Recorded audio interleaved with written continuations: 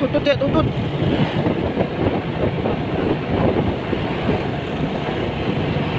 Dia tidak percaya bahwa Chen Ping berani membunuh Sang Qi di depan orang-orang dari Istana Sura. Sekalipun ada kekuatan besar di belakang Chen Ping, dia tidak akan berani melakukannya sekarang. Namun sesaat kemudian, cahaya keemasan menyambar, dan sebilah pedang dengan niat membunuh menebas. Engah, darah muncrat ke langit, dan kepala Sang Qi terguling ke tanah, dengan ketakutan dan keengganan masih terlihat di matanya. Tubuhnya bergoyang lalu jatuh ke tanah dengan suara keras. Seluruh tempat itu sunyi senyap.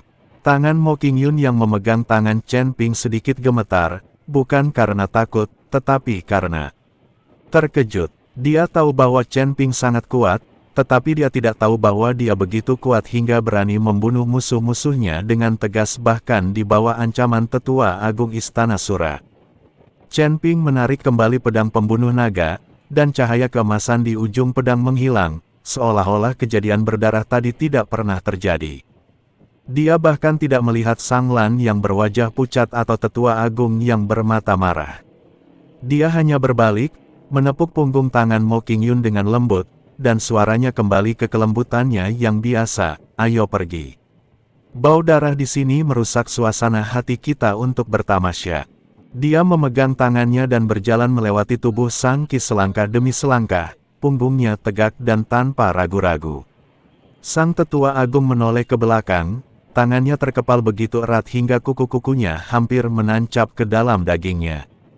Dia telah hidup selama ratusan tahun dan tidak pernah dipermalukan seperti ini. Tetapi dia dapat merasakan aura yang tak terduga dari Chen Ping, yang membuatnya tidak berani bertindak gegabah. Ketika melewati Sang Lan, Chen Ping tidak berhenti, tetapi berkata dengan tenang, "Jika kamu ingin membalas dendam, datanglah saja. Aku tahu kamu juga mengincar peti mati yang aku dapatkan dari reruntuhan." Begitu dia selesai berbicara, sosok dia dan Mo Qingyun menghilang di kedalaman cahaya dan bayangan kota Liuli, hanya menyisakan kemarahan dingin orang-orang di Istana Sura di belakang mereka. Sang Lan tidak berkata apa-apa saat adik laki-lakinya dan kakak laki-lakinya dibunuh satu persatu oleh Chen Ping. Namun saat ini, Sang Lan tidak merasakan apa-apa selain keterkejutan di hatinya. Lagi pula, dia, Sang Kun, dan Sang Qi tidak berasal dari ibu yang sama, dan mereka tidak memiliki hubungan kakak adik. Chen Ping, aku harus membunuhnya. Tidak peduli kekuatan mengerikan apapun yang ada di belakangnya, aku ingin dia mati. Mata Sang Tetua Agung berubah merah. Sang Qi sudah meninggal, tapi Tetua Agung tidak terlalu peduli. Yang dipedulikannya adalah bahwa Chen Ping, seorang kultivator kecil tingkat ketiga di alam abadi, benar-benar mengabaikan dia dan peringatannya. Tetua Agung, sebaiknya kita tunggu sampai ayah keluar dari pengasingan. Sang Lan membujuk. Nona, masalah ini tidak ada hubungannya dengan Istana Sura. Ini tentang dendam antara saya dan Chen Ping. Jika terjadi sesuatu, saya akan bertanggung jawab penuh. Setelah Tetua Agung selesai berbicara, sosoknya langsung menghilang. Sang Lan menatap punggung Tetua Agung yang menghilang dan hanya bisa mendesah tak berdaya. Senja kota Liuli terkoyak oleh kekuatan pedang yang tajam.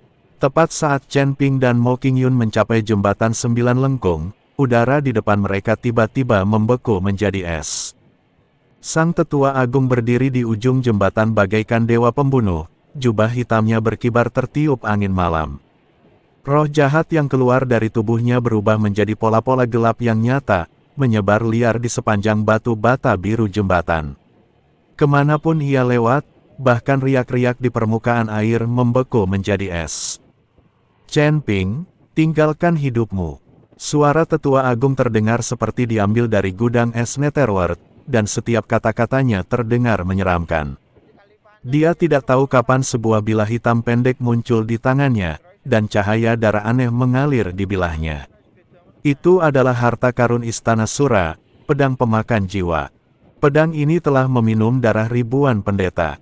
Pada saat ini, merasakan niat membunuh tuannya, pedang itu mengeluarkan erangan pelan, seperti teriakan hantu jahat.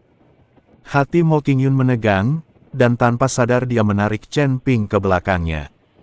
Dia bisa merasakan aura tetua agung saat ini telah meningkat beberapa kali lipat dibandingkan saat di tepi danau tadi. Itu adalah kekuatan terlarang yang hanya bisa diaktifkan dengan membakar sebagian masa hidupnya. Chen Ping menepuk punggung tangannya dengan lembut, tatapannya setenang jurang, menjauhlah, dan lihatlah bagaimana aku mematahkan tulang-tulang tuanya. Sebelum dia selesai berbicara, sang tetua agung bergerak bagaikan hantu. Batu bata biru di bawah kakinya hancur berkeping-keping, dan tubuhnya berubah menjadi cahaya hitam dan langsung bergegas menuju pintu Chen Ping. Pedang pemakan jiwa mengeluarkan cahaya pedang seperti bulan sabit, dan sebelum angin pedang tiba, lentera di kedua sisi jembatan meledak berkeping-keping dengan bunyi, embusan, dan percikan api memercik ke danau, bahkan gelombang air pun terguncang kembali. Bagus sekali, Chen Ping tidak mundur melainkan maju, dengan pedang pembunuh naga di telapak tangannya bersinar terang dengan cahaya kemasan. Dia tidak berubah menjadi naga emas seperti yang dia lakukan saat berhadapan dengan Sang Qi. Sebaliknya, dia menjentikkan jarinya dan ribuan energi pedang tiba-tiba meledak dari pedang, menyerbu ke arah pedang pemakan jiwa seperti galaksi terbalik. Dentang, suara logam yang beradu memekakkan telinga. Saat kedua kekuatan besar itu bertabrakan, pagar batu jembatan 9 belokan meledak. Potongan-potongan kerikil yang tak terhitung jumlahnya tersapu ke udara oleh gelombang energi dan kemudian hancur menjadi bubuk ketika jatuh kembali. Sang tetua agung mengerang dan terkejut hingga mundur 3 langkah. Darah yang mengalir dari buku-buku jarinya menetes ke pedang pemakan jiwa, membuat darah di pedang itu semakin cemerlang. Jejak keraguan melintas di matanya, alam abadi yang tersebar tingkat 3. Kau benar-benar dapat menahan 30% kekuatanku. Kau tahu, dia sudah berada di level ke-7 Luz Immortal Realm, dan sekarang dia membakar rentang hidupnya untuk meningkatkan kekuatannya secara paksa. Luz Immortal biasa tidak dapat bertahan lebih dari 3 gerakan di bawah tangannya. Chen Ping tidak menjawab. Tubuhnya melayang seperti bunga willow, dan pedang pembunuh naga berubah menjadi aliran cahaya keemasan, menusuk pinggang dan perut tetua agung dari sudut yang sulit. Pedang itu secepat kilat. Sebelum pedang itu tiba, niat pedang yang tajam telah memotong beberapa lubang di jubah tetua agung. Pupil mata tetua agung tiba-tiba mengecil, pedang pemakan jiwa kembali bertahan, cahaya pedang dan energi pedang saling bertabrakan, menimbulkan turbulensi energi di angkasa. Energi tersebut menciptakan gelombang setinggi beberapa kaki di atas air danau. Ikan koi melompat liar di antara gelombang, tetapi terguncang terbalik oleh energi yang tak terlihat tersebut. Kedua pria itu bertarung bolak-balik di jembatan, dan gerakan mereka menjadi semakin brutal. Ilmu pedang sang tetua agung sama dahsyatnya dengan surah yang turun dari surga. Setiap tebasan pedangnya membawa kekuatan untuk merobek ruang. Kemanapun bilah pedang itu bergerak, udara mengeluarkan suara mendesis. Ilmu pedang Chen Ping semulus air yang mengalir. Di tangannya, pedang pembunuh naga terkadang berubah menjadi naga emas yang mengaum, dan terkadang berubah menjadi jarum yang menusuk. Dia selalu mampu menghindari serangan fatal pada saat kritis dan melakukan serangan balik dengan niat pedang yang ganas. Ledakan, sang tetua agung tiba-tiba melompat ke atas, menebas ke bawah dengan pedang pemakan jiwa, dan energi bilah hitam sepanjang puluhan kaki memotong lurus melalui jembatan itu. Mata Chen Ping terfokus, dan dia menggenggam pedang pembunuh naga di sekujur tubuhnya, dengan cahaya keemasan meledak menjadi perisai cahaya. Energi pedang menghantam perisai cahaya, menyebabkan suara gemuruh yang memekakkan telinga. Jembatan itu langsung terbelah dua. Chen Ping dan tetua agung berdiri di kedua ujung jembatan yang rusak, jubah mereka terkoyak oleh energi tersebut. Orang tua, apakah hanya ini yang dapat kau lakukan dengan kekuatan kasar? Chen Ping menyeka darah dari sudut mulutnya. Meskipun dia berhasil memblokir serangan tadi, dia juga mengalami beberapa luka dalam. Kekuatan tetua agung jauh melampaui ekspektasi. Tidak seorang pun menyangka bahwa orang ini akan mulai membakar masa hidup pria bahkan sebelum dia mengambil satu gerakan pun. Diperkirakan setelah melihat Chen Ping membunuh Sang Qi dengan mudah, Sang Tetua Agung tidak percaya diri lagi, sehingga ia membakar masa hidupnya. Chen Ping tahu bahwa jika dia tidak menunjukkan kemampuannya yang sebenarnya, dia akan kesulitan melarikan diri.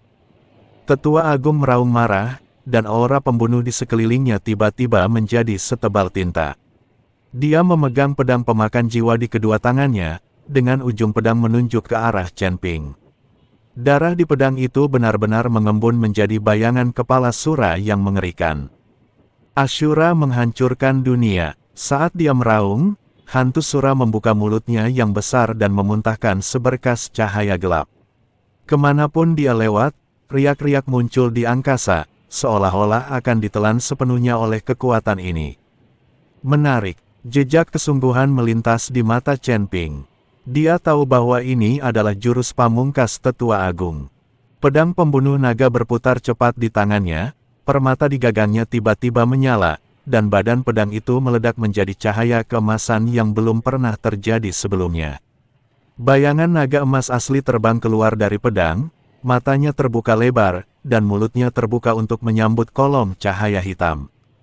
Mengaum, naga emas itu meraung, mengguncang langit dan bumi. Aduh! Sura meraung, hantu menangis dan para dewa ketakutan. Cahaya keemasan dan cahaya hitam bertabrakan hebat di udara, membentuk pusaran energi yang besar. Udara di sekitar pusaran itu hancur berkeping-keping, dan air danau tersedot dari dasar sungai, memperlihatkan lumpur hitam. Formasi pertahanan kota Liuli bergetar hebat di bawah kekuatan ini, dan bahkan retakan ruang kecil pun muncul di langit. Chen Ping bertarung dengan Tetua Agung, sementara Sang Lan segera kembali ke Istana Sura. Dia harus mengeluarkan ayahnya dari pengasingannya dan menghentikan perilaku Sang Tetua Agung. Sekarang, tidak peduli apakah Tetua Agung dapat membunuh Chen Ping atau tidak, itu akan menjadi pukulan berat bagi Istana Sura. Jika Tetua Agung dibunuh oleh Chen Ping, Istana Sura akan kehilangan seorang jenderal yang kuat. Tetapi jika Tetua Agung membunuh Chen Ping, maka Istana Sura mereka akan menyinggung musuh yang tidak dikenal dan menakutkan. Tidak peduli apapun hasilnya, Istana Sura tidak akan mendapat keuntungan sama sekali. Ayah, ayah, Sang Lan berlutut di depan ruang rahasia dan berteriak keras. Tak lama kemudian, ruang rahasia itu perlahan terbuka, dan seorang lelaki tua keluar. Lelaki tua itu mengenakan jubah yang indah, dengan rambut dan janggut putih, dan tampak sangat baik. Laner, mengapa kau buru-buru memanggil ayahmu keluar dari pengasingan? Tanya penguasa Istana Sura. Ayah, Istana Sura dalam masalah. Sang Lan menceritakan semuanya kepada ayahnya secara rinci. Namun, ketika dia mendengar bahwa Sang Kun dan Sang Qi telah meninggal, ekspresi lelaki tua itu tidak berubah sama sekali. Bagaimana mungkin seorang anak kelas 3 dari alam Sanxian memiliki kekuatan seperti itu? Dan dia mengalahkan hantu Master Pavilion Tianyuan. Beraninya dia melakukan itu. Penguasa Istana Sura menyipitkan matanya sedikit dan berkata, Ayah, itu sebabnya aku curiga ada kekuatan mengerikan di balik Chen Ping.